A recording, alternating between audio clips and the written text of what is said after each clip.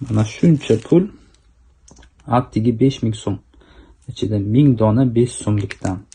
Lekin bu nominal qiymati 5000 bo'lsa, buni real qiymati 5 million atrofida. Bu yerda ko'rib turganingizdek, sinovlari, rezinkalari chirib ketgan. Salkam 20 yilga yaqin saqlangan. 94-yil namunasi.